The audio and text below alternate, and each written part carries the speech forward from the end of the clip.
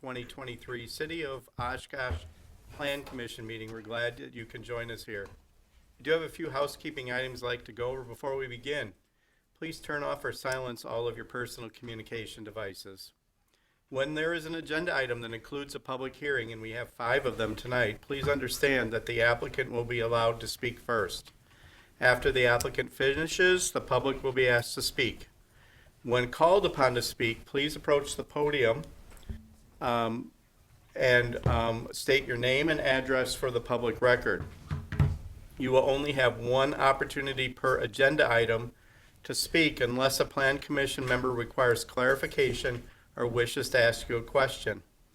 After the public finishes speaking, the applicant will then be asked if they have a final statement for the Plan Commission, and then the Commission will take action on that agenda item. We appreciate you understanding. We're going to go on to the agenda as they see we have a quorum. So first item is roll call. Mr. Kiefer, Ms. Prop, Here. Ms. Shireman, Mr. Lowenstein, Here. Mr. Nichols, Mr. Bowen, Mr. Coulibaly, Ms. Davy, Here. Councilmember Ford, Here. Vice Chair Mitchell, Here. Chairman Perry. Here. 6 present. Okay, thank you. The next item on the agenda is the approval of the January 17th, 2023 minutes.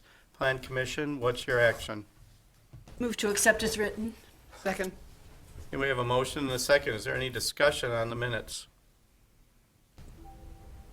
Okay, having seen none, we can have a voice vote. All in favor, say aye. Aye. Any opposed, nay? Any abstentions? Okay, the minutes are passed. Item number 1 on our agenda, street dedication, 17 Washington Avenue. City of Oshkosh is the owner and the applicant. Have there been any site inspections? Okay, I'll accept the staff report as part of the record. Staff, please present your summary. Thank you, Mr. Chairman. This is a small right-of-way dedication located at 17 Washington Avenue. It's at the southwest corner of State Street and Washington Avenue downtown. The area of this dedication involves an irregularly shaped area wrapping around the corner of State and Washington, approximately 30 feet long by 1.5 feet wide and 74 square feet in area. And, last year, the 300 East parking lot, which is here, was reconstructed, which involved resurfacing of the parking lot, some utility work, and some electrical work. Part of the reason for this request is a signal controller box was placed partially on a private property or a city-owned property on the parking lot, and is interfering with some existing easements. Instead of modifying the easements, the Department of Public Works decided it would be best to dedicate the land as right-of-way. And this will also allow for adding a corner radius at the corner, which is more desirable than a standard corner. And this is a certified survey map showing how the dedication will be officially mapped. So with that, staff is recommending approval of the right-of-way dedication as requested. Thank you. Plan Commission, do you have any technical questions to the staff? Any technical questions? All right, seeing none, I will have a public comment period. Does anybody from the public wish to comment on this particular item? Any member of the public wish to comment? All right, seeing none, we're going to close the public comment period. Commission, this is up for you for action. Make a motion to adopt the findings and recommendations as stated in the staff report. Second. Okay, we have a motion and a second. Is there any commission discussion on this motion? Okay, having seen none, we'll have a roll call vote. Ms. Prop, Here. Aye. Mr. Lowenstein, Aye. Mr. Bowen, Aye. Ms. Davy, Aye. Councilmember Ford, Aye. Vice Chair Mitchell, Aye. Chairman Perry. Aye. Motion carried 7-0. Wonderful, thank you. Okay, item number 2 on our agenda is the street dedication at East 9th Avenue. Everett Industrial Building Company is the owner. Department of Community Development is the applicant. Have there been any site inspections of this particular property? Okay, seeing none, I will accept the staff report as part of the record. Please present your summary to us. Thank you.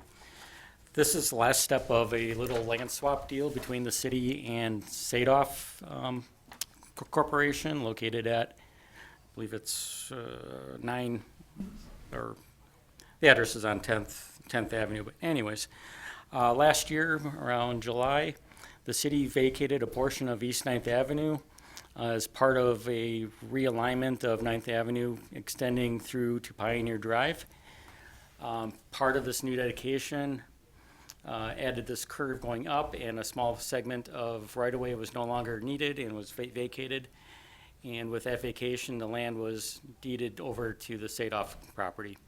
In exchange, to make the curve complete, and in exchange, the city requested that Sadoff dedicate to the city a similarly shaped triangle on the north side, or on the south side of East 9th Avenue, to more or less complete that right-of-way extension.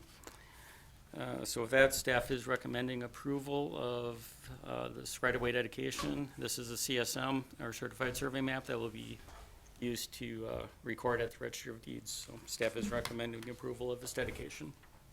All right, thank you. Plan Commission, are there any technical questions for the staff on this agenda item?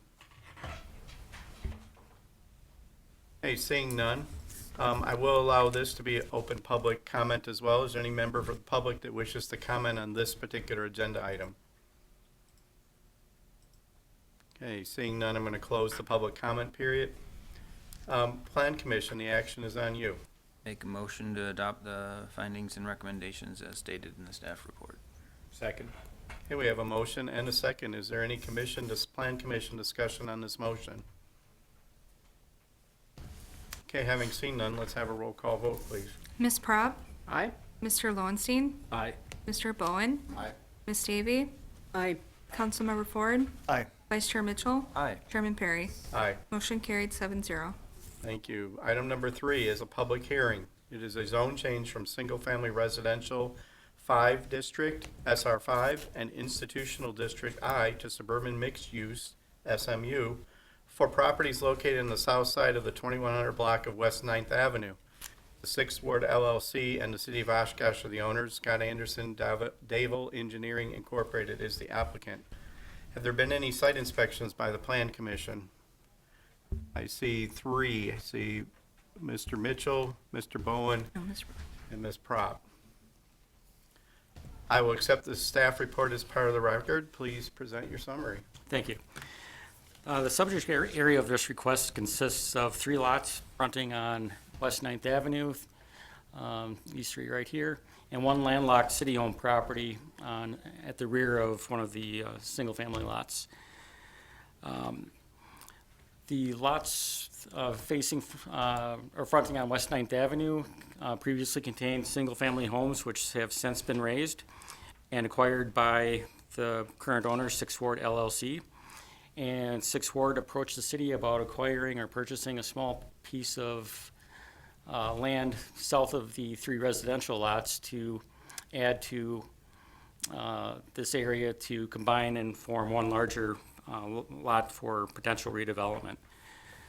The applicant's requesting to rezone the existing single-family 5 to SMU, which is consistent with the neighboring properties, as well as rezoning the city's portion of the I institutional to SMU, which would allow the owner to combine all the lots with 1 contiguous zone district on it. The zone change is consistent with the 2040 Comprehensive Land Use Plan, and which recommends interstate commercial uses for this subject area. And with that, staff is recommending approval of the rezone with the findings listed in your staff report. All right, thank you for your report. Plan Commission, are there any technical questions to the staff on this particular agenda item? Okay, I see none. Since this is a public hearing, I will open the public hearing. And is the applicant here? Request a statement from the applicant. Are you here? State your name and address for our record, please. Peter Lang, 2300 White Swan Drive, Oshkosh, Wisconsin. We purchased these parcels in order to combine them. We don't have any specific user as of yet, but we anticipate that the user will fit within the SMU zoning. And beyond that, I don't have much to say about the site because we don't know what's going to happen there yet. Thank you. At this time, I'll request additional public comment. Is there anybody from the public that would like to comment on this specific agenda item? Anybody from the public that wishes to comment on this specific agenda item? All right, I see none, so I will actually close the public hearing. Because you're the only person to speak, we don't necessarily need to hear a closing statement from the applicant. So commission, the action is upon you. Motion to adopt the findings and recommendation as stated in the staff report. Second. Hey, we have a motion and a second. Is there any commission discussion on this motion?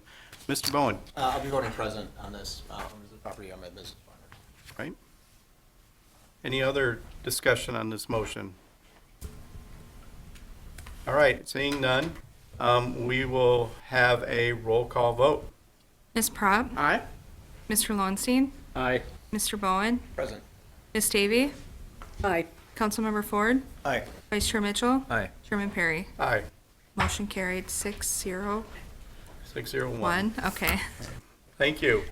Item number 4, it's another public hearing. It's a conditional use permit request for a manufacturing retail land use, outdoor commercial entertainment, and adaptive reuse at 959 West 6th Avenue. So Thunderbird Bakery LLC, Elizabeth Redmond and Trent Wester, owner. RH Design Build LLC, Susan Hirschberg is the applicant. Have there been any site inspections to this particular property? Ms. Prop, Mr. Bowen, Mr. Mitchell? Okay. I will accept the staff report as part of the record. Please present your summary. Thank you. So the subject site is a triple fronted lot with frontage on Knapp Street, West 6th Avenue, and West 7th Avenue. It has a ground floor commercial space with a second floor residential unit. Here's an aerial view of the subject site. Surrounding area is primarily mixed commercial residential uses along with a church to the northwest. So the applicant is requesting a CUP to establish a bakery within the ground floor commercial unit. They also are requesting an outdoor seating area. Both of those uses require a conditional use permit in the UMU district. They're also requesting adaptive reuse approval of a CUP to operate with less parking than required by code. Staff is supportive of the CUP to allow the proposed bakery, which is considered retail manufacturing, and also the outdoor commercial entertainment use for the patio, as those uses are compatible with neighboring commercial uses and also the surrounding urban mixed-use zoning. Staff is also supportive of the proposed adaptive reuse for reduced parking into 9 stalls, where code would require 16 stalls. The applicant has noted that there will be overflow parking available along West 6th Avenue and West 7th Avenue for overflow parking, and also peak hours for the bakery are during the morning, which will not conflict with on-street parking for the neighboring businesses, as they are primarily taverns, which will have heavier traffic in the evening. The site will utilize existing accesses from West 7th Avenue and Knapp Streets. They plan to mill and overlay the parking lots and also add the outdoor patio area, which will be about 766 square feet, and it will be enclosed with 6-foot tall solid wood fencing. Also adding a refuse enclosure, which will also be enclosed with 6-foot tall wood fencing. Here are the proposed building elevations. So plans include removal of the existing siding on the west elevation, which would leave the underlying smooth face CMU, which will match the CMU on the south facade. Also glass window and door area will be added to the south facade, as well as an overhead door. Staff does not have concerns with the proposed alterations, as the existing materials are being utilized, and the new glazing on the south facade will enhance the appearance of the building. So with that, staff recommends approval of the conditional use permit. All right, thank you for your report. Plan Commissioner, are there any technical questions to the staff on this agenda item? Mr. Bowen? I think I can tell from the aerial photo you have in here, there's the on-street parking you're talking about is on 3 sides of the parcel, right? 7th, Knapp, and 6th. I think there's parking on Knapp, isn't there? There may be. I know there is on 6th and 7th. I think one of the aerials that you had actually showed, I don't think there is Oh, no? No, there's not on that. Okay. But there is on 6th and there is on 7th. So there's multiple frontages that have on-street parking. Correct. Okay. Any other questions? Technical question, Mr. Mitchell? Are there no landscape requirements when they largely keep the same footprint on lot? Correct, as the impervious surface is all staying the same and they're not adding any new paved area, it's pretty much a completely impervious lot today. There would be no new landscaping requirements because they're not adding any new surface to the lot. Are there, well, I can talk in. Any other technical questions? Okay, thank you. Since this is a public hearing, I will open the public hearing and ask for a statement from the applicant. The applicant is here. Approach the podium, state your name and address for our records, please. Hello, my name is Elizabeth Redman, 514 East Fisk Ave, Oshkosh, Wisconsin, 54902. My husband Trent is sleeping to bake in the morning, so he's unable to be here. We started our bakery in 2018 at the farmer's market and immediately started looking for a space in central Oshkosh that could house both a retail store and a manufacturing. This building fit the bill as there's some parking available, and really we're just bringing the building back to what it was originally designed and used for in 1915, originally as a grocery store. So we're excited to bring our business back into Central City and offer a neighborhood bakery as well as a manufacturing facility that'll help our business grow. Thank you. Susan Hirschberg, 2050 Menominee Drive, Oshkosh. Supporting what Liz just said, the improvements of the building is going to also enhance the neighborhood. There's been, deterioration across the backside that is going to be completely restored or improved with the new storefront. Besides adding accessible means to the bakery, which right now does not have accessible means. Thank you. At this time, I'll request additional public comment. Is there any member of the public that would wish to comment on this agenda item? Any member of the public that wishes to comment? Okay, having seen none, I'm going to close the public hearing. Because there were no comments, I don't need a closing statement from you unless you choose to make one. Commission, action is on you. Make motion to adopt the findings and recommendations as stated in the staff report. Second.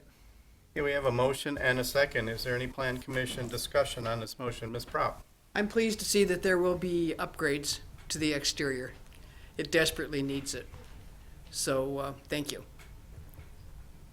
Mr. Mitchell? Yeah, I second that, and congrats on the expansion of your business. Question for these types of remodels or rehabs.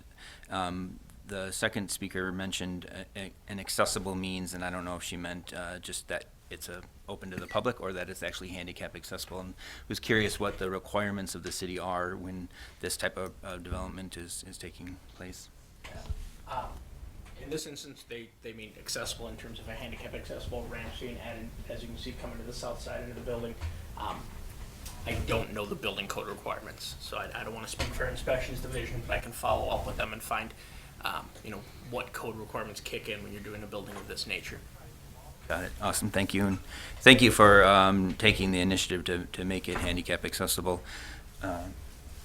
One follow-up question or secondary question is, it makes sense here. I think here there's just not space. But in general, from my own knowledge, if this sort of development happened and they were asking for that relief from the parking requirements and there was area for green space, because they're asking for a modification, is that an opportunity where we could impose or request additional kind of trade-offs? So it depends on the situation. This is not a planned development.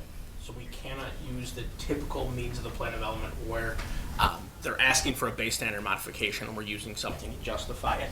When you get into these older urban areas, the code specifically has an adaptive reuse section of the code that understands we can grant parking reductions in urban areas because of the challenges of redeveloping an urban area. I think if this was a situation where they had a larger lot and there was just green space and the ability to add parking, we would typically look to have that parking added if we could and it made sense. But again, in these urban areas, that's really what the adaptive reuse is there for. It's saying taking an existing facility with an existing developed area and how can we make a better situation by reusing that structure in those facilities. Makes sense. Thank you. Is there any other discussion on this motion? Okay, having seen none, let's have a roll call vote, please. Ms. Prop, Aye. Mr. Lowenstein, Aye. Mr. Bowen, Ms. Davy, Aye. Councilmember Ford, Aye. Vice Chair Mitchell, Aye. Chairman Perry. Aye. Motion carried 7-0. All right, item number 5, it's a public hearing. It's a zone change from multifamily residential 12 district and MR 12, a multifamily residential 12 district with a planned development overlay, and MR 12 with a PD, and approval of a general development plan for property located on the north side of West 20th Avenue. Castle Rock Land Company LLC is the owner, Chet Wiedenberg is the architect and the applicant. Has there been any site inspections of this particular property? Mr. Mitchell, Ms. Prop, Mr. Bowen. All right, thank you. I'm going to accept the staff report as part of the record. Staff, please present your summary. Thank you. So the subject site is about 17.5 acres in size, located on the north side of West 20th Ave, east of Clareville Road. It's currently zoned multifamily residential 12 district, and the surrounding area is a mix of residential, institutional, and open space uses. Here's a view of the subject site. Also has the YMCA across the street immediately to the south. So the applicant is requesting a zone change to add a plan development overlay, and that is intended to provide flexibility to the code. They're proposing a multifamily use, and they are requesting to rezone to PD to request a commercial component, which would be a drive-through coffee shop. So the proposed development will have 2 accesses from West 20th Avenue. It will consist of 8 8-unit and 9 16-unit apartment buildings. It will also have a community building, which will include a drive-through coffee shop. Staff does not have concerns with the proposed multifamily residential land use, as it is consistent with the medium and high-density residential comprehensive land use recommendation. Also, it's consistent with the current zoning of MR 12, which allows multifamily residential use by right. Also, the previous zoning designation prior to 2017 was R3, which also allowed multifamily residential use by right. So the multifamily residential component would require CUP for the group development for three or more buildings, and also to have the 16-unit buildings. But per state statutes, ultimately they'd need to approve the CUP. They are requesting, again, the rezone to have the plan development overlay, as they're proposing a commercial component, as MR 12 does not allow commercial uses. So with that proposed rezone, the applicant is requesting a BSM to allow indoor sales and a drive-through service. So staff is supportive of that BSM to allow the drive-through coffee shop, as it's centrally located within the site and a substantial distance from existing neighboring residential properties.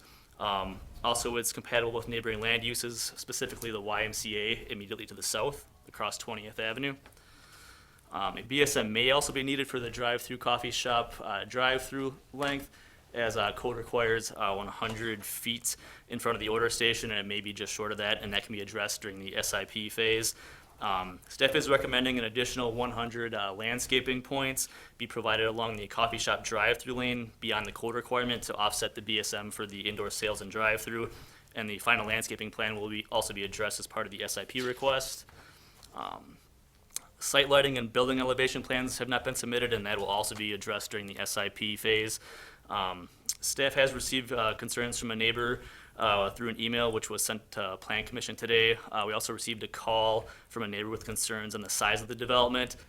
We have noted in the staff reports that the development meets the density for the residential component, and also meets the impervious surface allowances of the MR 12 district. So staff is recommending approval of the rezone in GDP with the conditions of a BSM to allow the indoor sales and drive-through, and an additional 100-yard landscaping points provided along the drive-through lane. And I just want to kind of reiterate what Brian said there.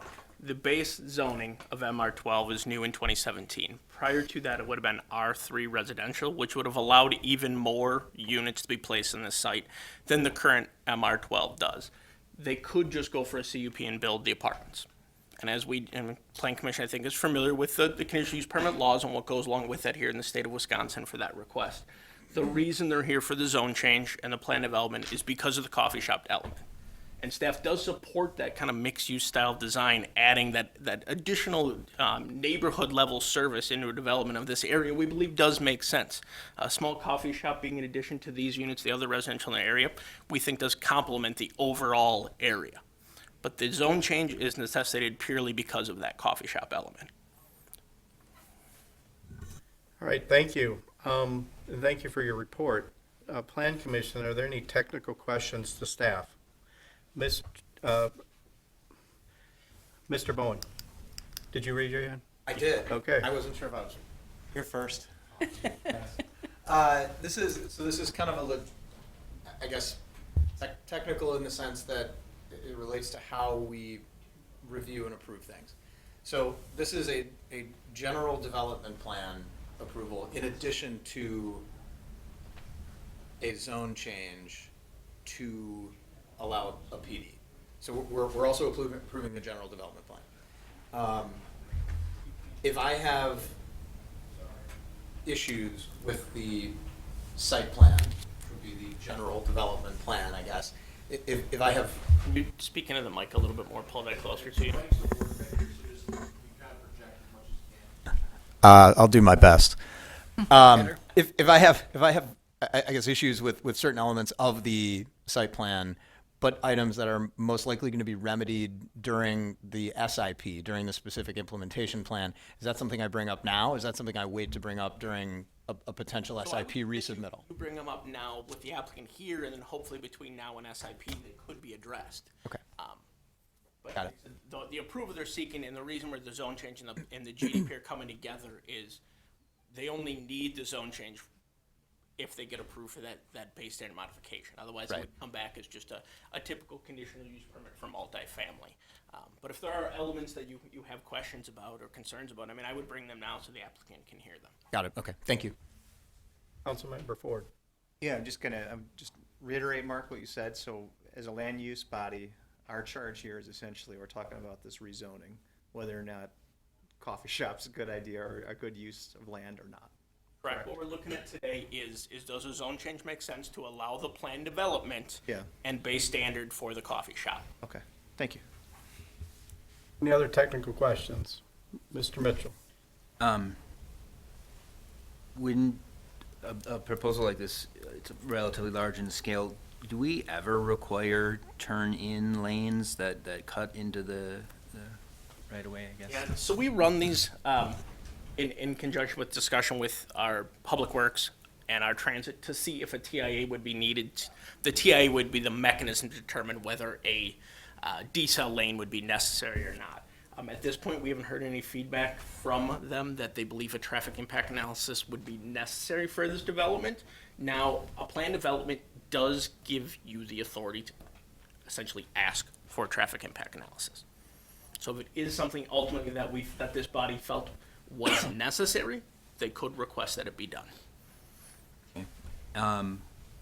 Similarly with traffic, so this is directly across from the YMCA. Do we ever get in broader discussions about either developer paid or city produced traffic or road crossing to enable safe access from a large family development like this over to, they're going to use the YMCA and that's not a safe road to necessarily cross? I would say that is a discussion we've actually started having. As you see, they also have a trail network on here that may connect to other trails in broader neighborhood. And we've began that discussion with the developer and need a further discussion with Parks and some of the city folks because there is, I think, as you correctly are identifying, a potential for this development, adjacent developments through that trail system to be accessing directly across the street to the YMCA and what that could look like. We've started those discussions, but again, if we would look at a TIA, that could also be addressed as part of that. I know Justin Gierek is here from Public Works, get his thought. Typically, we try to avoid any mid-block crossings we can, because this would still be considered a mid-block crossing. And there are some inherent, safety concerns that come anytime you do a mid-block crossing. Mm-hmm. But again, it is something that could be looked at. I mean, I don't know if Justin has any very high level. Doesn't look like he does. He's shaking his head back there at us. One more question then, and this might not be the place, but if this is the property, does our code just allow somebody to put this in with providing no green space for like a playground, or are they partnering with the Parks Department to put in something nearby, or? So two pieces of that will be addressed as plans would move forward. The first is our code does have a requirement for recreational open space on the lot, where they have to provide, based on the number of bedroom units, a certain percentage or square footage of open recreational space. Usually we see it include things like picnic tables and some green space. Under our current code, this does not require any park fees of any nature because it is existing CSM lot. I know this is something that planning and community development staff have had discussions with council and are looking at evaluating, is there a future need in this city to reevaluate how parkland fees are paid? Under the current code, this development would not be charged any parkland fees. And clarify that first response, they wouldn't be required to put in a playground?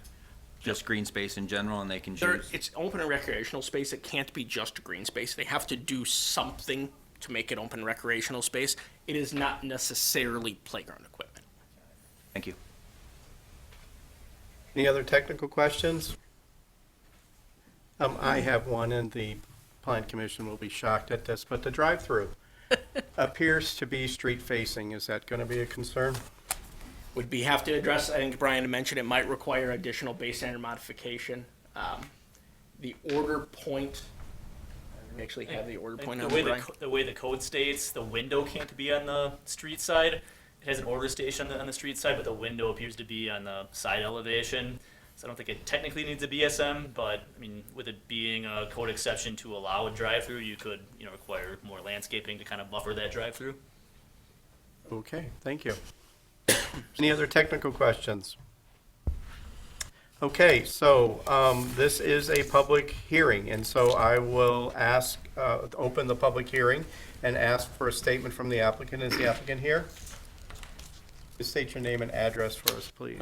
Corey Wallace, working for Wiesenberg Architects, 240 Algoma Boulevard, Oshkosh.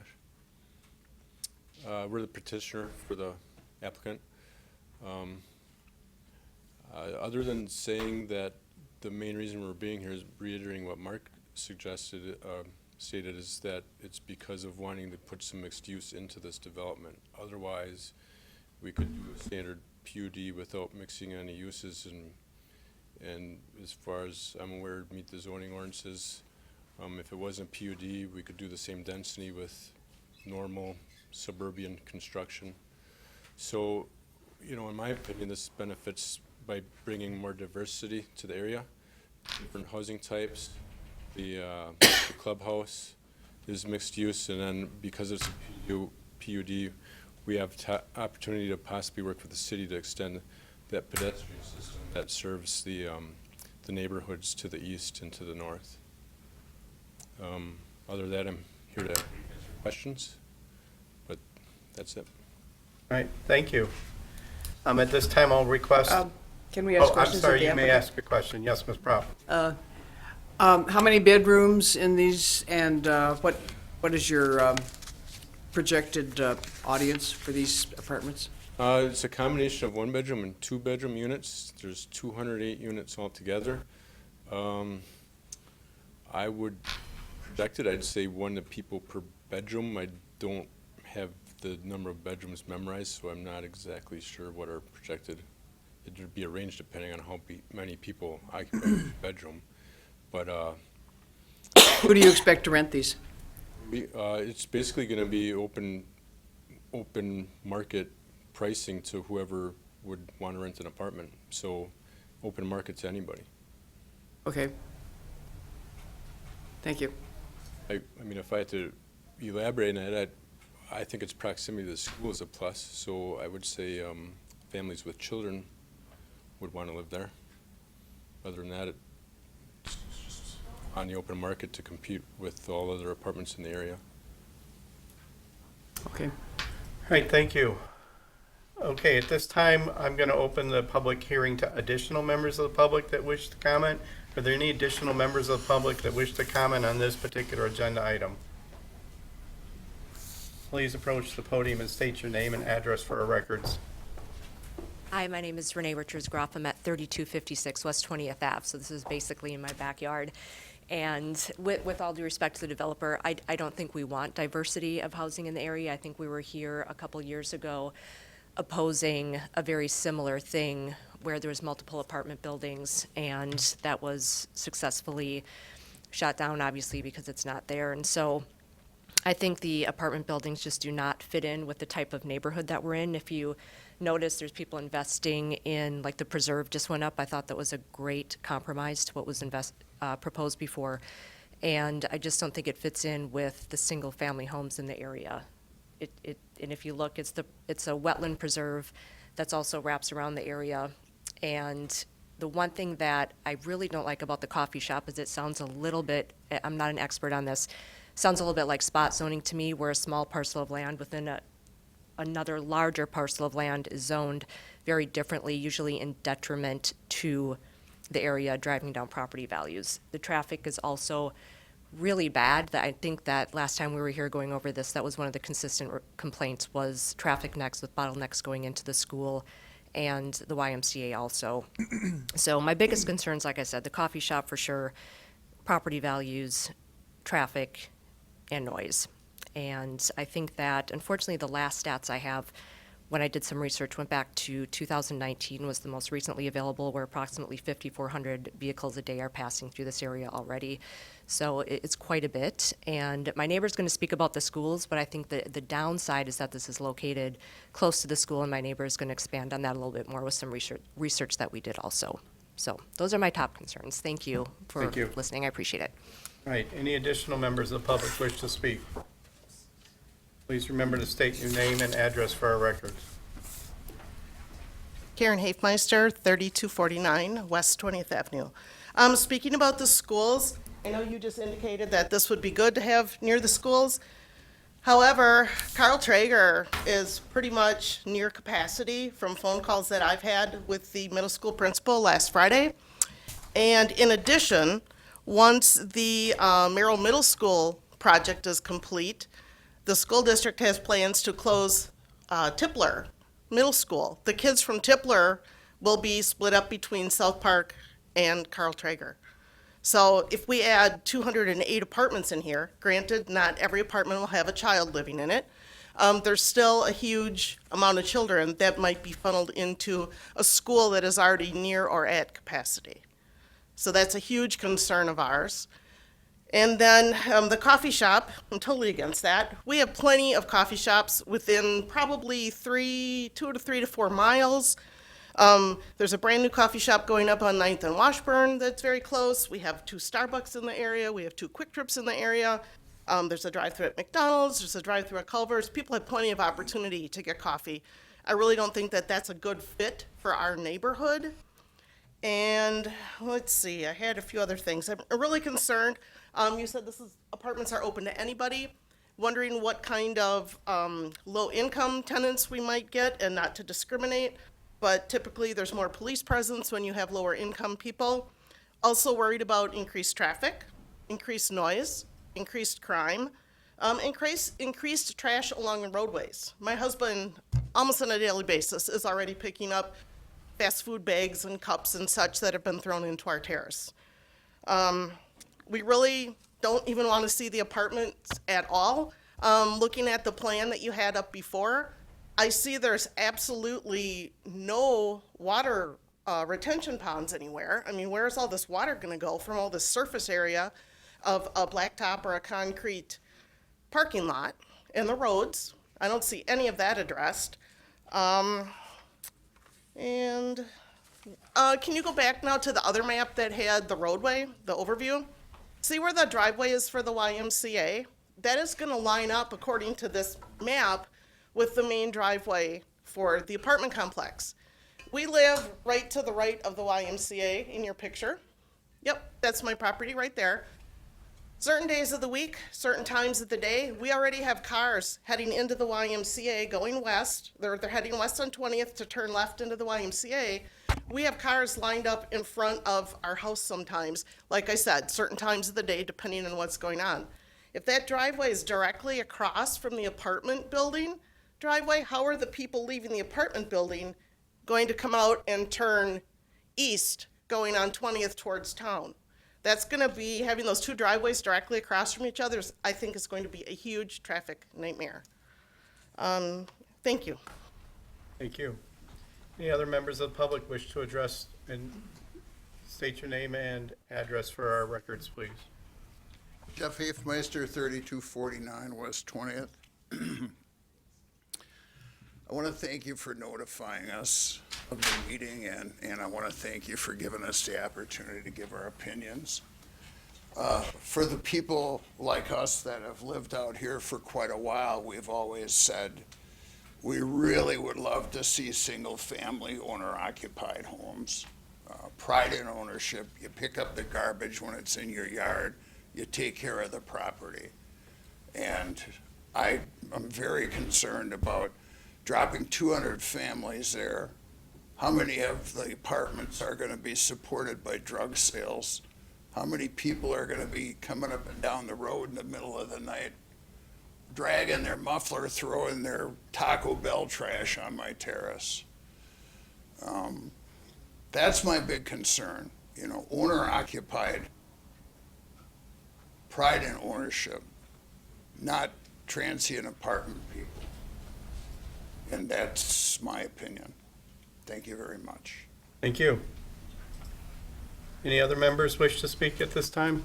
Yes. First of all, I'd like you to speak up a little more, because sitting back here, I could hear only about 10% of what was discussed in here. It's really a failure for people that want to hear what you're doing. My name is Daryl McGill, and I live at 1841 Preserve Drive. I'm part of a development that Chet and this young man helped develop about 3 years ago. At that time, zoning was set up to allow that building that you show on that drawing that's corralled in yellow. You can put that back there, it's corralled in yellow. And from what I understand historically, this site was actually zoned for what this site is part of this meeting, and was actually rejected in favor of this, what we're living in today. I have a number of concerns, although I understand what Chet, what you're trying to do. The concern is, first of all, that we have so many apartment buildings going up and being constructed around the city. I fail to understand all of what all these buildings are going to do for all the people that are supposedly going to move into the city or move into these buildings. I don't understand. But let me talk a little bit about the development of that parcel that's in yellow. When we first moved in here, Chet's explanation to me was that, oh, we're going to develop this and have it done in about 3.5 to 4 years. Maybe. All 23 units were sold and moved into in 2 years. Now, that tells me that there's a lot of attraction to building single-family units, and I understand that that parcel right there is the first standalone home unit that's in an HOA in this city.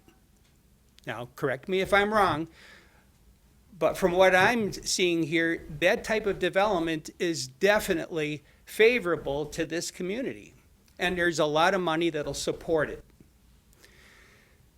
The other thing I haven't heard, but I don't know if it's been discussed here because I couldn't hear you, is there a long-term plan for this property? One of the things I know is that this property is at a high flood plain.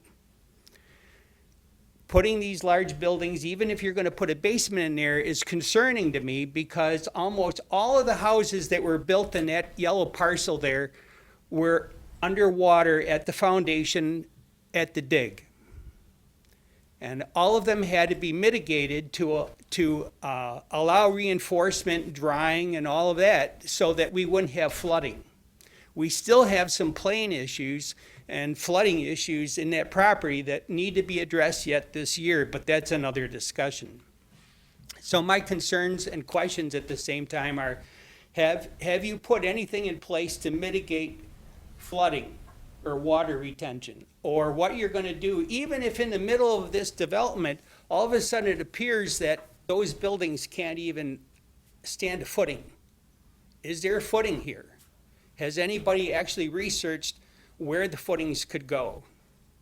And my last question is, I know that we're part in the community working with the city, who has given us permission to put a trail extension to the Roos Park Trail in. And that's yet another question. But the concern I have is that we've never seen a bona fide sidewalk, which is actually in the city, non-existent here. And I don't see it on the plan. Now, if there is a plan for a sidewalk here, I'd love to see it. We would all like to know that it's there, because we'd like to have continual progress along the street, just like every other resident does in this city, to be able to walk. Now, I'm not sure, but I'm betting that if not most or all of the people that are sitting back here are not necessarily happy about this complex going in here. And I understand, I talked to Brian here earlier this week and learned that this zoning had already been approved 10 years ago, several years ago, and I understand that. But we weren't living there 10 years ago. And we never were asked whether or not this was going to pass, or if we would be happy with it. And I understand this gentleman here has property he wants to develop to make some money. But do we really need these buildings? I'm done. Thank you. Any other members of the public wish to speak at this time? Yes, please approach the podium and state your name and address for our records, please. Steve Moline. I live on 3380 Casey Trail, actually across the creek from where this property is. I guess I don't have huge objections, other than I would have preferred a condo development, kind of like the one that's kind of in the yellow, to take place on that property, just because the density seems like it's a little bit better fit and a better match to the neighborhood. One thing that's never clear, I guess when I saw it said there's a tentative approval to go forward with the sketch as is. It didn't seem like there was a lot of public areas on the property, and I think the concern I have is we don't know if these apartments are going to have dogs in, and if they do, the next thing you know, our trails, our public trails, become the places where these dogs end up defecating, because I don't see like a dog corral or anything like that on this property. Those are things that the Planning Commission should think about. How are these buildings going to be set up? Are they going to have limitations as to, 216 apartments? I don't know what the take rate is on dogs and cats in apartments these days, but I mean, could end up with 80 animals in there, and the next thing you know, our trails end up being, their bathroom. And it's already bad enough as it is with people not taking care of their stuff, but apartment people don't even have a lawn to take their dog out onto. Anyhow, that's my only concern. I don't see a lot of the details that I've come to see in the past for big apartment developments for final use of the land, is taking into account. And then one last thought is I once lived near an apartment complex that got built a little bit later on over by Packer Drive, and I can tell you the apartments that were built there didn't enhance the neighborhood. I used to live on Marquette Street, and I just think a lot of thought has to be put into these apartment buildings if they are going to proceed with it, as to how they're going to be marketed. Are they properly landscaped? Dumpsters, not out in the public area. And then taking into account that, some of the local residents, weren't really planning on having a huge apartment development in their backyard. That's all I have to say. Thank you. Any other members of the public wish to comment on this agenda item? Yes, I'd like to make a comment. Sure, please approach the podium.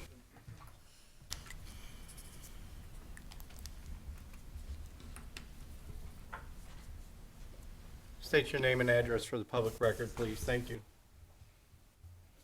My name is Jim Preller, and I live at 1813 Preserve Drive in that designated yellow area there. The concern I have is we were one of the first residents that got in on that subdivision, and there is a small pond towards, it's what I call the north pond. It's not the retention pond that's in the front of on the southern end of it, but it's the one to the northern end. And that pond is currently much higher in water depth than it has ever been before. In fact, there's quite a bit of tree kill-off because of that. We addressed that with the developer and have been addressing it over the past 2.5 years. And it is of concern because one of their solutions was, because they started building homes in there and that was changing the natural flow of the water towards Sawyer Creek, even the homes that are on the eastern southern side, that water drains all the way back around. There's a pitch that goes all the way around that eastern border and then eastern northern border. And it's probably right behind where that zone change sign is. There actually is an industrial sump pump that they put in back there to help mitigate the extra water that had been coming that way. Unfortunately, it's adding that to the north pond. If there's no plan for retention for this new development, and I understand there's some level or some degree of slope towards Sawyer Creek, which is to the north of that. I'm just wondering where that water's gonna go. Is it gonna enter coming into like the eastern border of our subdivision and then continue back to the north pond? Because that'll continue to raise that. That north pond does not easily drain back down into Sawyer Creek. So that's my biggest concern, is that there are adequate plans enough to handle the runoff and the water flow. And that's what I got. Thank you. Thank you. Anybody else wish to speak at this time?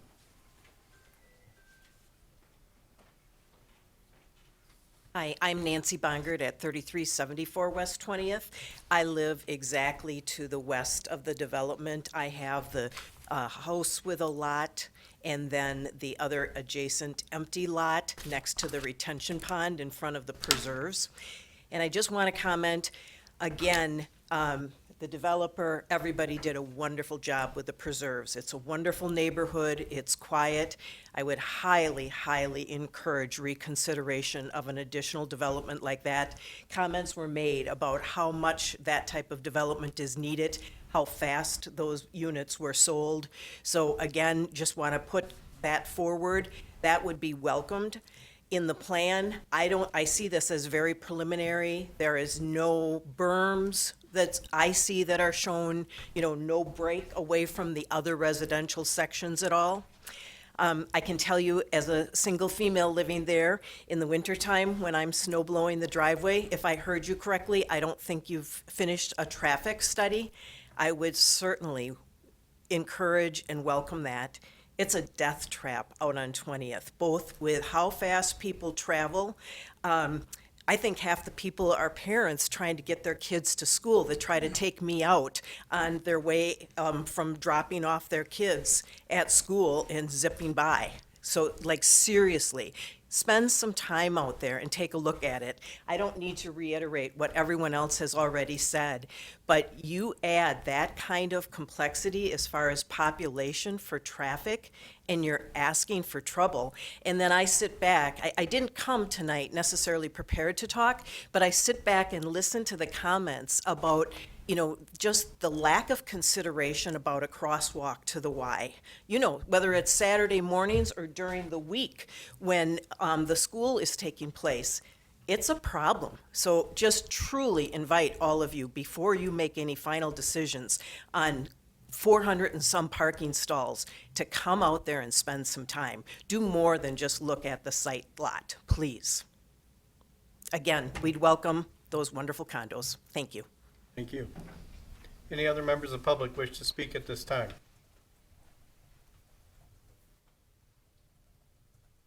any other members of the public that wish to speak?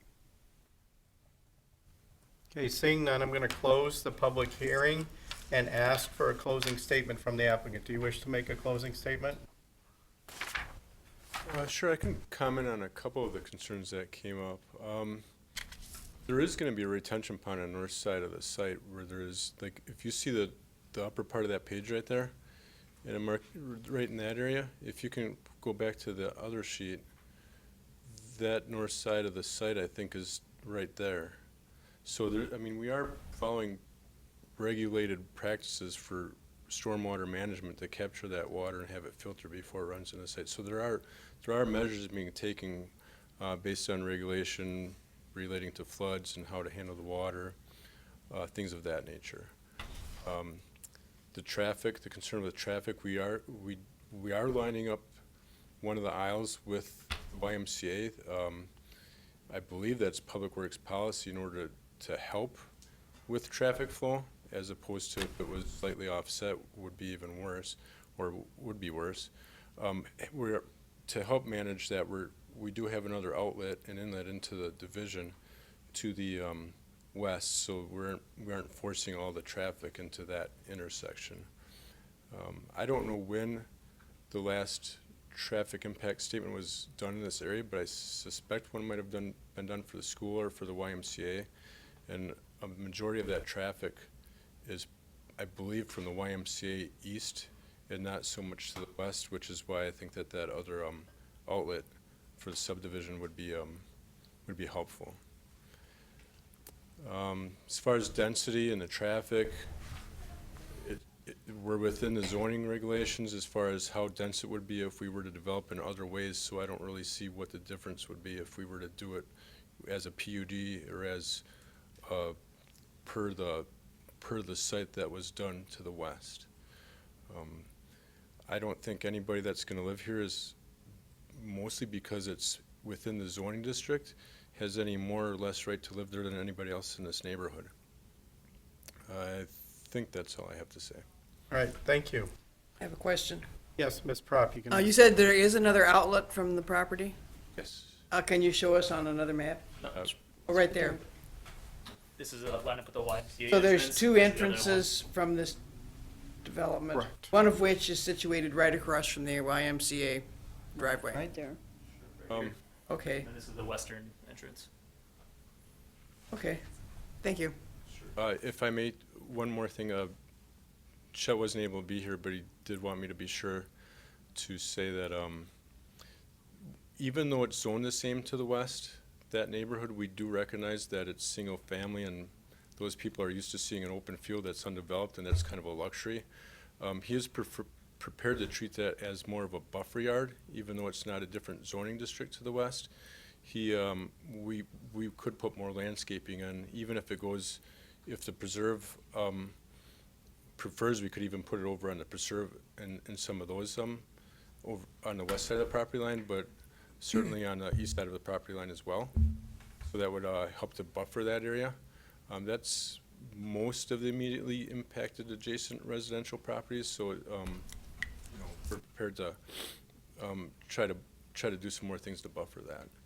And the development that we designed is deliberately farther away from that property line than it needs to be. We're 60 feet away from the property line with the buildings on that side of the subdivision. Whereas I believe the setback requirement is 25 feet. All right, thank you. Commission, this item is on your table. What will you have? Make a motion to adopt the findings and recommendations as stated in the staff report. Second. Okay, we have a motion and a second on this action. Commission, do you have a discussion on this motion? Councilmember Ford. Yeah, could I ask the city staff to explain what an SIP is and what that process will entail, to reassure the audience what the next steps are? Yeah. What the details it'll be forthcoming. Thank you, Councilmember Ford. Yeah. The reason that this is a vague concept or general plan is just that Our plan development approval process in the city is broken into 2 steps, and the applicant must go through both of those steps prior to the development being constructed. The first of those 2 steps, and I hope you guys can hear me, if not, raise your hand and I'll talk really loud, is a general development plan, or GDP. That's what the applicant is here today. It is concept level approval only. This is generally what they want to build. Doesn't typically include building elevations, landscaping plan, drainage plan, lighting plan, all those plans that are required to go through the process and be approved prior to development. Should this rezoning and GDP be approved by council, the applicant will have to come back with what is called a SIP, or specific implementation plan. That's that final plan set of what they're going to build. It includes building elevations, full landscaping plan, full lighting plan, drainage plans, all those plans that need to be reviewed and looked at before development can actually be finally approved. We break them into 2 steps because we can have an initial concept discussion. Does this general development make sense here? Before all those plans are drawn up. Obviously, if it's denied at this point, then they wouldn't go through that process. But if it is approved, they would have to come back. All of you would be notified again of what the final SIP plans are going to be, would come back before this body as another hearing, and then on to council again for their final approval. Thank you, Mark. That was very helpful, and hopefully that makes sense. So even if we do approve this today, the Plan Commission has a relatively narrow role of making recommendations of land use to council. It'll still have to be approved by council this step if we do approve it today, and we'll still have those specifics. It'll have to come with stormwater and all that other stuff. We'll go through this body for another recommendation to council, and then to council for final approval. Thank you, Councilmember Ford. Any other discussion on this motion? Mr. Mitchell? More of a process thing for consideration for Councilmember Ford and city staff. A lot of the conversations that came up today are things that have come up in other similar scenarios, and a lot of it could potentially be at least partially resolved, or maybe more of a come together, recognizing that there's different interests here through neighborhood association meetings. And now there may not be one here, but some of my experience that I've had as of recent is it's quite common for communities to require a neighborhood meeting and then to actually have some sort of follow-up, either a report or other, from the neighborhood, not just, yes, we did that, and there's nothing to review, but actually, what took place at the neighborhood meeting, what were the neighbors' concerns, and what was there some sort of middle ground where, if this is going to happen, this is what the neighborhood wants to see. Because today I heard a lot of, I don't want Taco Bell eaters, and I don't want mufflers, and I don't want that type of person to be in my exclusive community. But if it's going to happen, I didn't hear solutions of, all right, this is going to happen. Maybe we need an extra row of trees here, or we need this there, or I'd like to see this type of material on the buildings. We heard none of that. It was really just, no, I don't want it. In that neighborhood plan, those sorts of things could, potentially come forward. And as you'll see, we do host those neighborhood meetings and require them. The reason it hasn't happened yet is, first, we wanted to have the discussion of whether it made sense to add the commercial element. Because again, we're here today to look at the commercial element. Mm-hmm. The apartments, although they have their challenges, are a by right permitted use. And that discussion will need to take place with the residents. But before engaging in that, we wanted to find out if there was support to add that commercial element. Because obviously, if that goes away, there's going to be some redesign that needs to take place. Before then, we have those larger discussions about the final design of what the apartments are going to look like, how they fit in, how the neighborhood meeting plays out. All of that will still have to happen. Because of the nature of this is our first time trying to, in a more suburban style development, include a commercial neighborhood oriented element. We wanted to have that piece of the discussion first, and then determine what the next step would be based on what that ultimately came out as. Understood. And I guess my only follow-up to that would be that oftentimes we'll see on a staff report, neighborhood meeting, check. And that's all we see. And you get no feedback as to, what if there were compromises, is this, are there legitimate,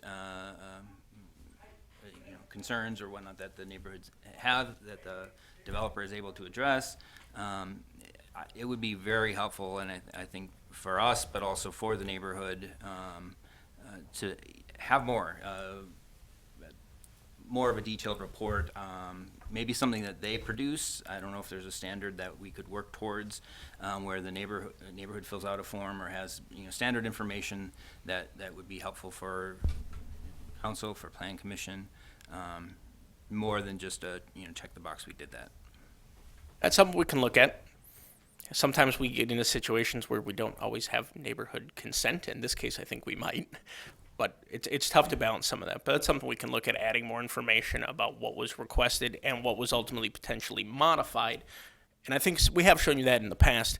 Here was kind of version 1. We had neighborhood meeting, version 2, further refinement, version 3.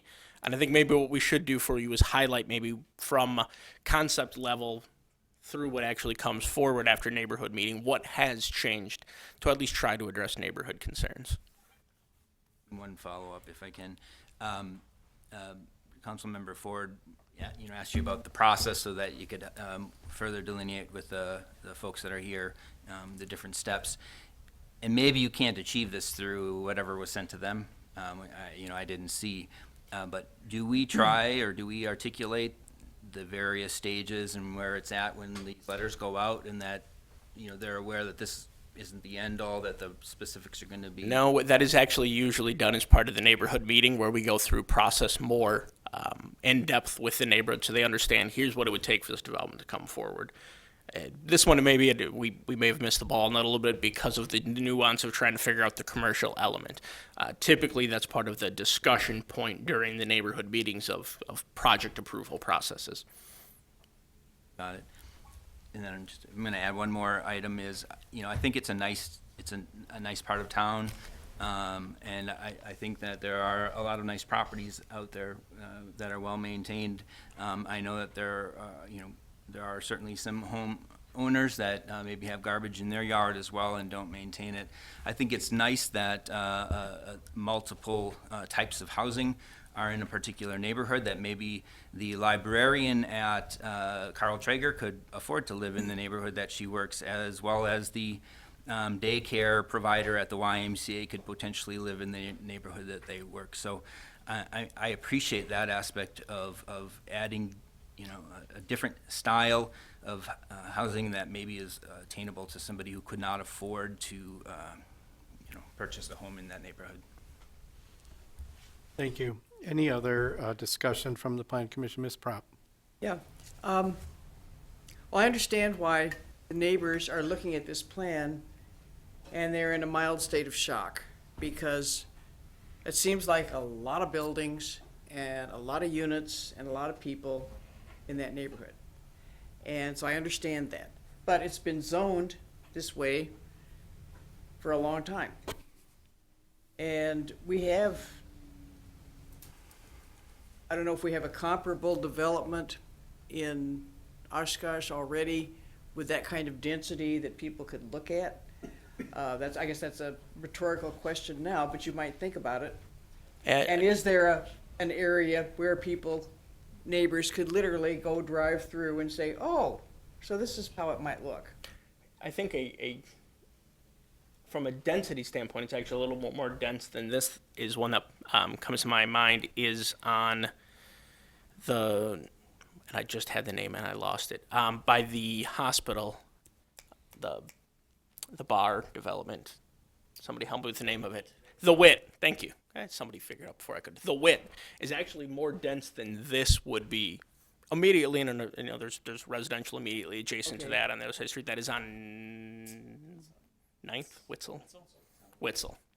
Is potentially a comparable, multifamily development going in an immediate vicinity of established single family neighborhoods.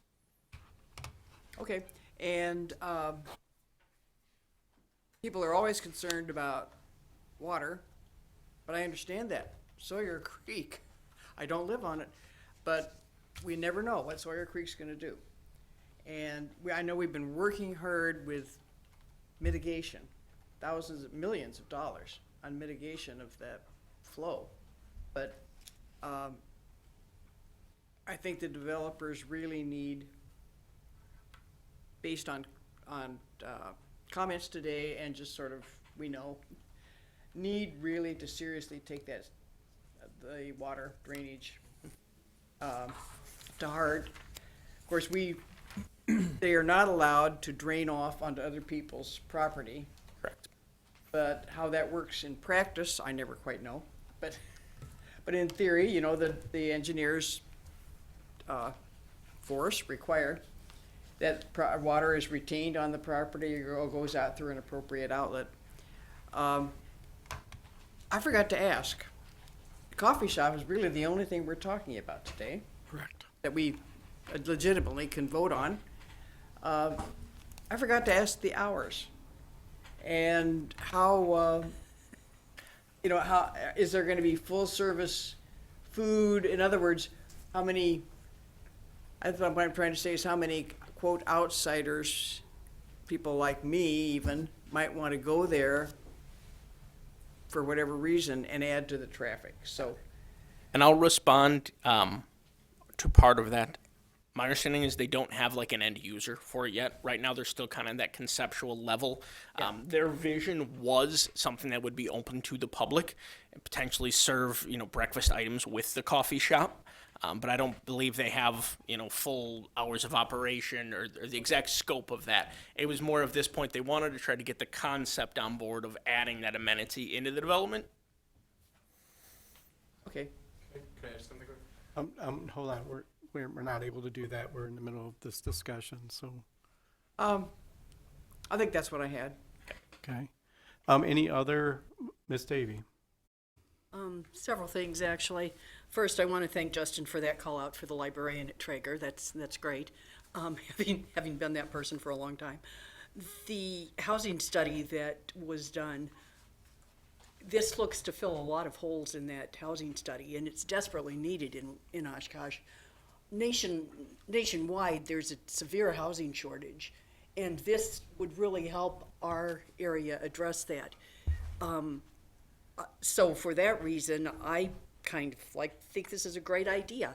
I like the coffee shop in there because it also kind of makes it more progressive and more what I feel every neighborhood should be.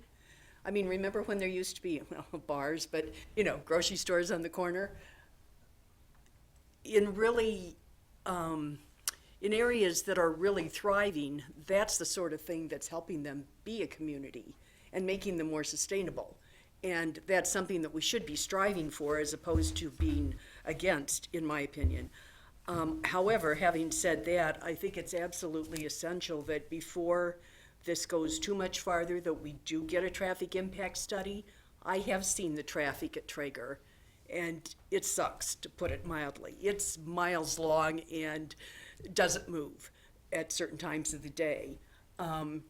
So ideally, if this was going to go through, there would be a couple of lanes, there would be a traffic light at the Y and across the street, and it would be something that was controlled as opposed to everybody's out for themselves, which is kind of what it is right now. Of course, I kind of think all those kids could walk to school too, but parents at Traeger don't believe that, so.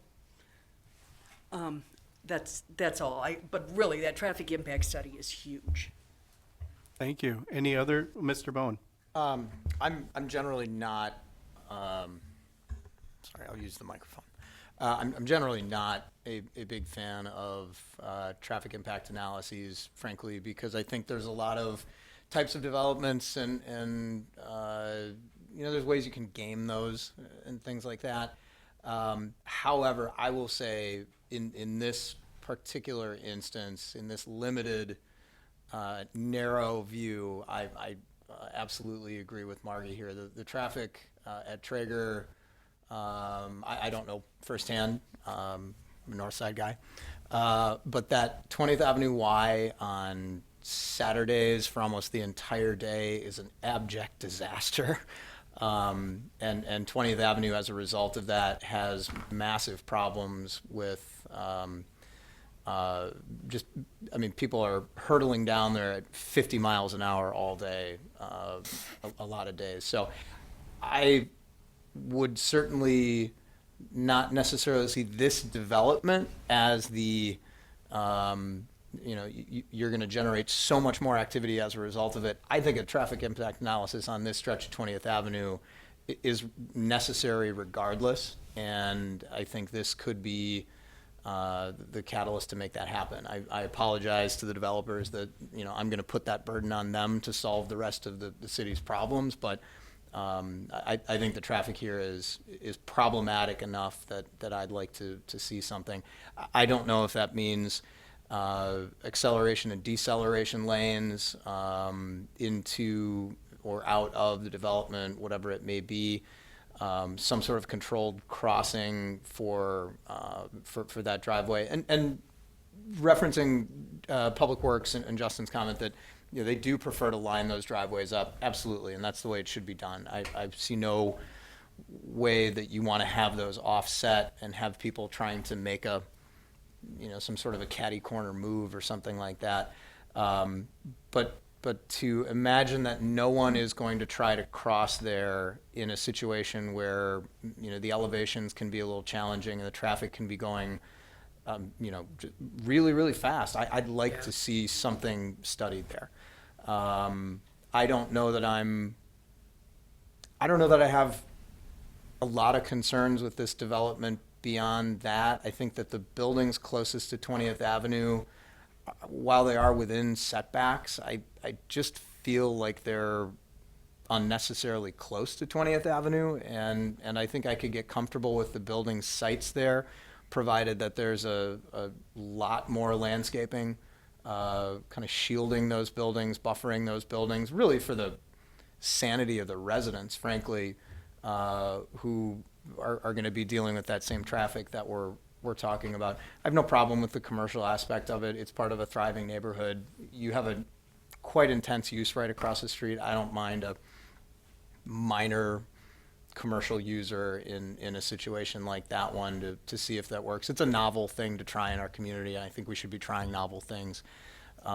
So from a general development plan standpoint, I think I can be comfortable with the general idea of this plan. I've not heard a tremendously overwhelming glut of evidence based in land use theory against the development here beyond, well, we're just here and we don't want it. And while I certainly understand that and I have empathy for that, we have zoning codes for a reason, we have development standards for a reason, and as a city, it's our job to implement those. It's within our purview to require a traffic impact analysis, and I think we should on this one. I don't know that I'll support it without one. I don't know that I'll support the specific implementation plan without some sort of buffering or softening of those units along 20th Avenue. And I think, generally speaking, I think what everybody else has said on the Plan Commission so far tonight, I think we're very much, on the same page. So, thank you. All right, any other commission discussion? Ms. Prop? One thing, I wish there were more open space, recreational land, and maybe when they come back, they will demonstrate that with trails, and maybe there's more open space to the north than I can see. That's all. Any other commission discussion? There's just a follow-up question on his comment regarding the traffic impact and your previous statement of that is something that could be added. Is today the day that it's added, or is that added later? Now's the time. I was going. You got there before I would. I've heard a lot of discussion about it. Yeah. So if someone is interested in making a motion to add it as a condition, hold on. Okay, so any other commission discussion? Because I do have a comment I would like to make myself. I do live in a single-family residential neighborhood with a homeowners association for the last 10 years. And a similar situation occurred in our neighborhood where the solution, the temporary solution, was that one of the abutting landowners to a development talked to the developer and bought the property. Now, what that simply did was kick that can down the road, because as soon as the homeowner who owns that property moves on through whatever reason, it could be split off again and developed into multiple family property. The issues that are here before us today are, is this a proper land use for what we have? And the buildings that are presented do conform with the zoning that's there. The issue before us is the coffee shop, and I would like to vote no because, you know, I hate drive-throughs that face streets on anything, not just coffee shops, but at anything. However, my no vote will do very little at this stage, and it needs to wait to the specific implementation plan because all that will happen is that it will be, the coffee shop will be twisted until the drive-through is conforming. And so the specific implementation plan is where to go with this. So I look at it as my duty is, does this fit the majority of what the zoning is? And the answer is yes. And so I will have to support it at this stage, although the specific implementation plan, without a traffic study and without maybe addressing that drive-through land, for me, would be a little bit more challenging as well, along with many of the neighbors' concerns. So as I look at it as it stands, this is something that I have to agree with. But later on down the line, there's going to be some serious questions that need to be answered. So, having said that, it sounds like that there's some support for adding an amendment to this motion. Ms. Davy. I would like to make a motion to require a traffic impact study before this moves any further. The point of procedure is we can do that. You can make an amendment at this point, yes. Making an amendment to the original motion to add a traffic impact study. I'll second. That's it. Okay, we have a motion, an amendment, an amended motion and a second. Any discussion on that? Okay, having seen none, any additional discussion on the whole issue? First, we got to vote on the amendment. First, we have to vote on the Sorry, I'm amendment. still So, writing it roll out. call vote on the amendment, please. Okay. Ms. Prop? Aye. Mr. Lowenstein? Aye. Mr. Bowen? Aye. Ms. Davy? Aye. Councilmember Ford? Aye. Vice Chair Mitchell? Aye. Chairman Perry? Aye. Motion carried 7-0. Okay, then we go back to the original motion. And is there any last discussion before we have a roll call vote there? Okay, having seen none, roll call vote, please. Okay. Ms. Prop? Aye. Mr. Lowenstein? Aye. Mr. Bowen? Aye. Ms. Davy? Aye. Councilmember Ford? Aye. Vice Chair Mitchell? Aye. Chairman Perry? Aye. Motion carried 7-0. All right. Thank you for all that. It's a great discussion and a lot to look forward to with the SIP. Item number 6 on our agenda, which is also a public hearing. It is text amendments to the zoning ordinance related to temporary use permits. Department of Community Development is the owner and applicant. There are no site visions, so I will accept the staff report as part of the record. Please present your summary. Thank you. So this is just If we can just hold on 1 minute, please. You can converse out in the hall, that would be fine. Especially if you close the door after you. Turn up the volume. Is there a hearing loop in here? Yes. I believe there is, yes. There is a hearing loop in here. Yes. Great, thank you. I think it's for city council has them. Yep. All right, please present your summary report. So staff is recommending an amendment to one of our temporary land uses, which is temporary outdoor assembly, which basically allows 3 days per calendar year for outdoor gatherings of 75 to 200 people. We're looking at adding outdoor bands, live amplified music, and beer gardens for that 75 to 200 people to kind of specify that those are regulated by that land use. And also providing a required end time when located adjacent to residential property. And these amendments are intended to coincide with proposed municipal code revisions, and they're intended to provide clarity on regulations and approvals that are needed for outdoor gatherings. So I'll provide a little extra context. The clerk's office, planning, police, and other divisions in the city, in conjunction with the attorney's office, have been looking at beer gardens within the city, how they're regulated, and then how that matched up with these temporary use permit type events and ultimately special events. There was a lack of really clarity between those type of events in the overall municipal code. So working through with all of those different departments, and the plan is to take forward to council at the next meeting, kind of an overall ordinance updating, kind of how you differentiate what is a beer garden event, what is a temporary use permit event, and what is a special event, and further defining what those different pieces are. Ultimately, for this group, the piece of that overall language that is being proposed to be updated that affects us is within the zoning code, which is this language of making the addition to further clarifying that when we use a TUP, it's intended for events that have outdoor bands, live or amplified music, or commercial large beer gardens. Not necessarily a small beer garden event where a church or somebody's having a minor event, less than 75 people, no amplified music. And then also matching the hours up with other places throughout municipal code. So this is kind of one small piece of the overall language that will be going forward to council. So we're asking for your approval just of this piece of it, so that it really fits into a much bigger update that's being proposed.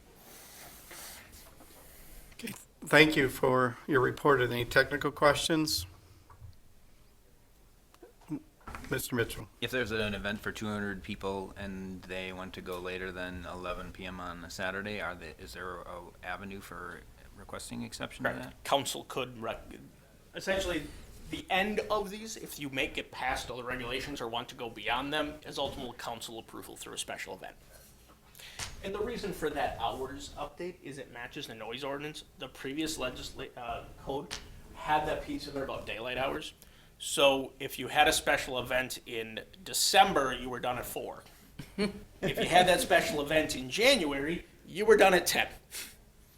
Time of the year should not, how long it's light out should not be what regulates when those events head in, which is why we switched it to more of a standard time.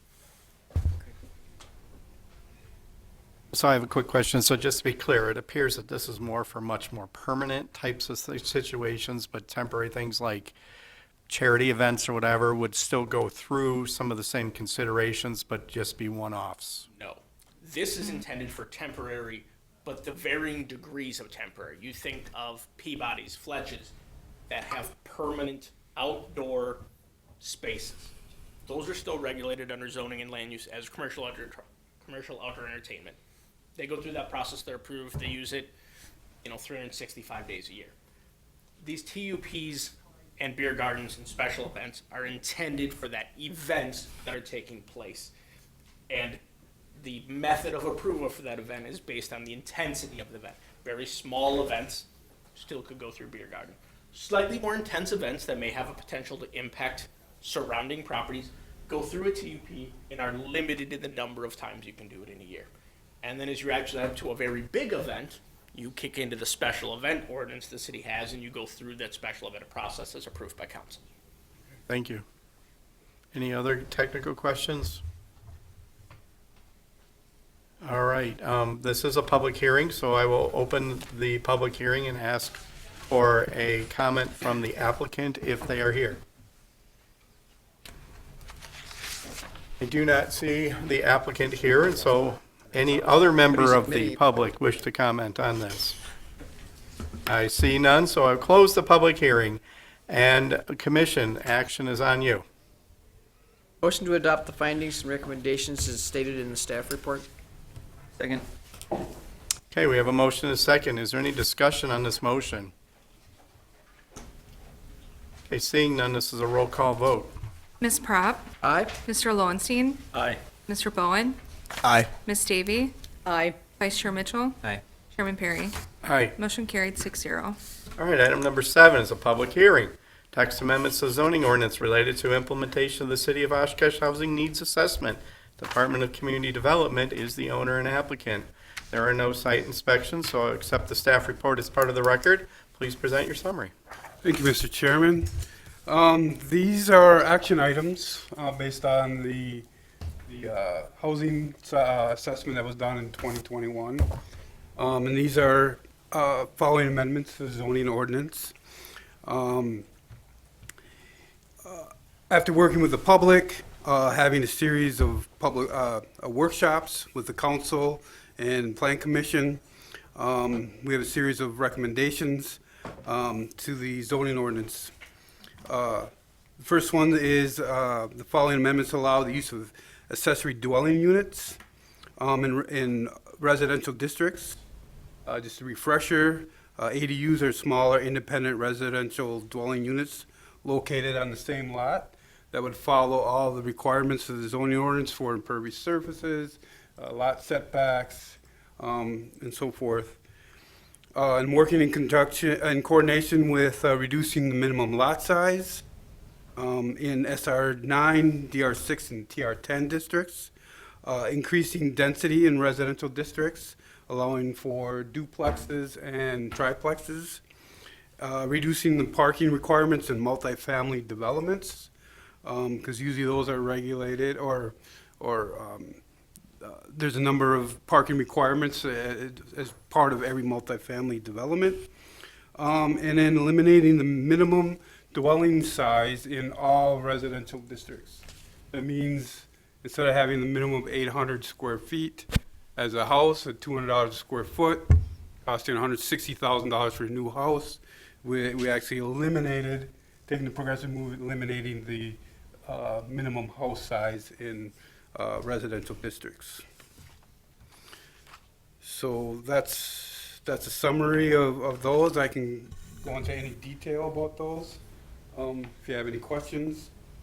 Yeah, Jeffrey kind of mentioned this is kind of the culmination of the workshop we had with council, the workshop we had with Plan Commission, based on some of the recommendations coming out of the housing study to say, you know, we need to find some ways to, and really at the end of the day, create opportunities for housing. This set of changes is designed to do just that. It creates opportunities for housing that don't exist today. Will we necessarily see, you know, whole-scale people taking advantage of these? No, but it creates opportunities that don't exist today and hopefully helps solve part of the housing issues we have. It's a step, I think, in the direction to do what we can to address some of the issues. I just wanted to add that I have one plan here, a resident who's waiting for approval to add an ADU to his housing unit. So, you know, I've had a number of other inquiries about that. So there is a lot of, you know, a lot of residents want to do that with their properties. So There's definitely interest in trying to provide some additional housing units in the urban area, which really I think could be a benefit to the city.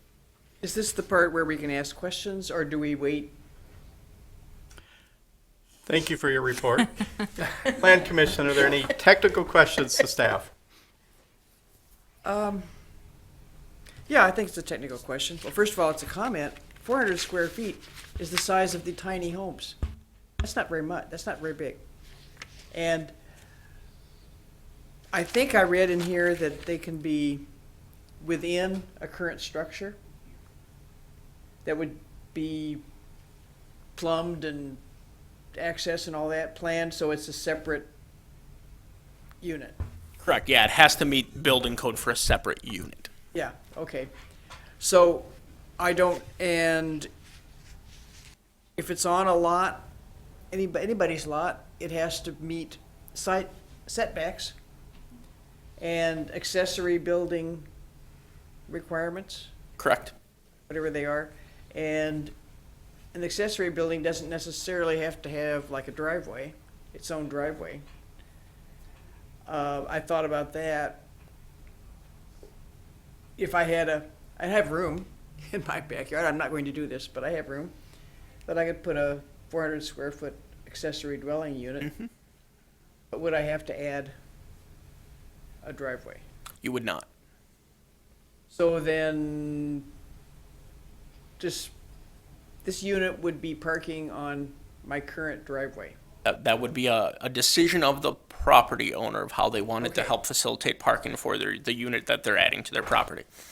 Could just add a walkway, you know, from the driveway to the Yeah. back unit. Yeah, right. One thing we discussed, if you recall at that workshop, was whether we should add a parking requirement to the ADU.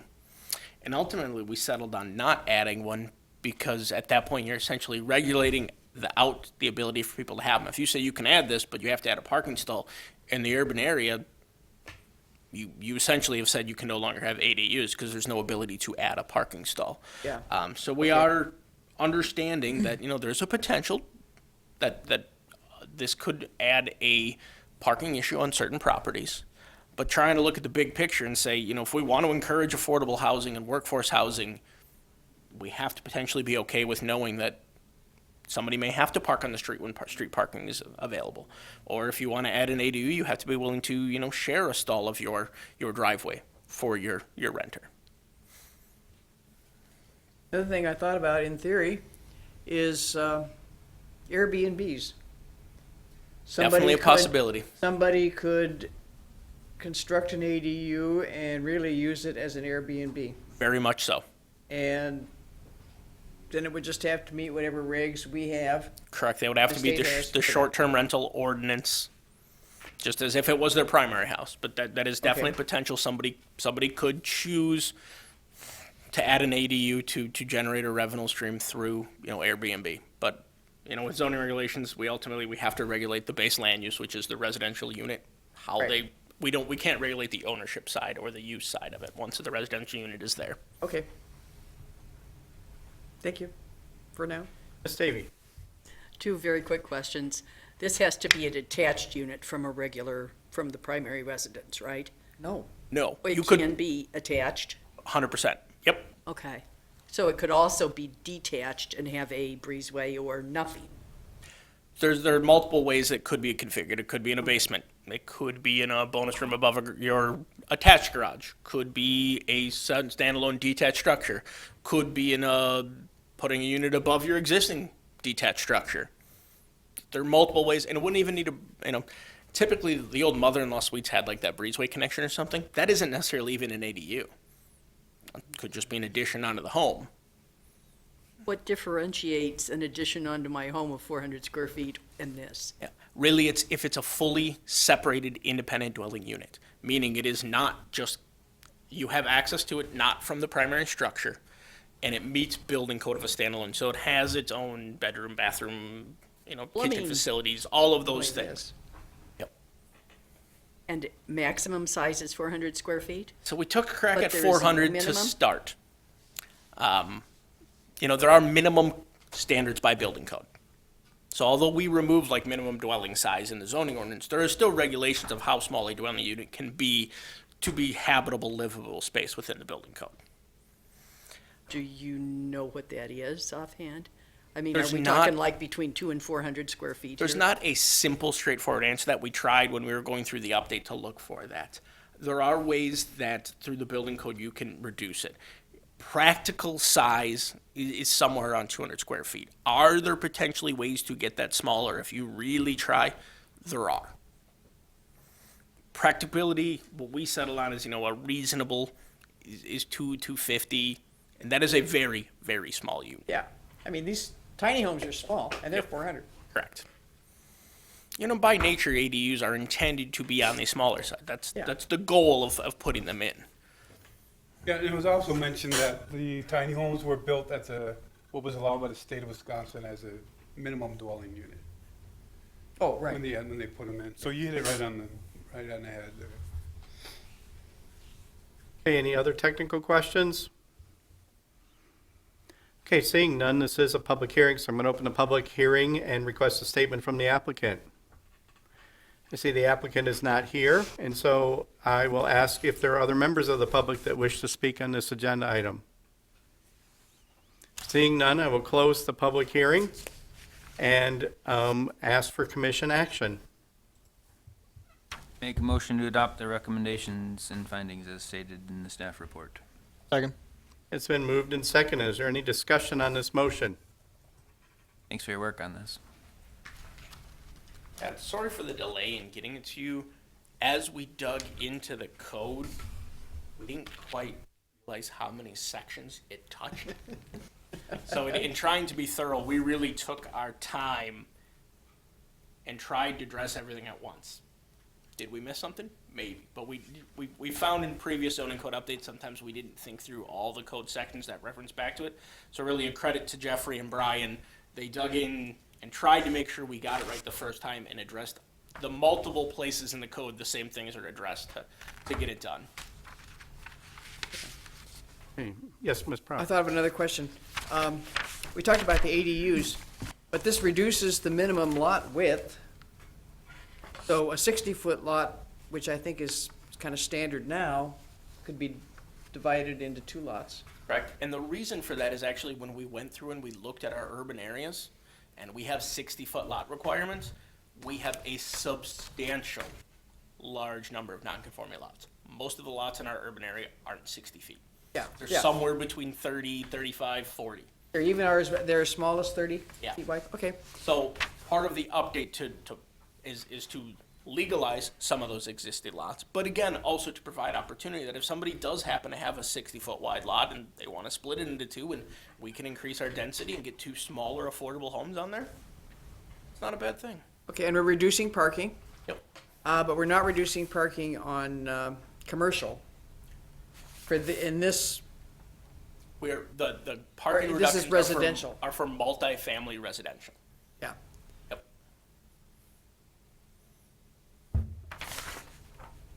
And we already talked about removing the minimum area. Correct. So it'll have to be buildable, but it could be less than 400 square feet, or, I mean, it could be, we don't know, I think you said. Yeah. What is a Assuming they can get- minimum buildable if- property by If they itself? can get a code or a plan together that passes state building code, they would be permitted. Yeah, okay. Thank you. Any other commission discussion? All right, seeing none, we'll have a roll call vote. Ms. Prop, Aye. Mr. Lowenstein, Aye. Mr. Bowen, Aye. Ms. Davy, Aye. Vice Chair Mitchell, Aye. Chairman Perry. Aye. Motion carried 6-0. All right, last item on the agenda is adjournment. I so move. Second. We have a motion and a second. Is there any discussion? Voice vote, please. All in favor, say aye. Aye. Any opposed, nay. Hey, adjournment passed.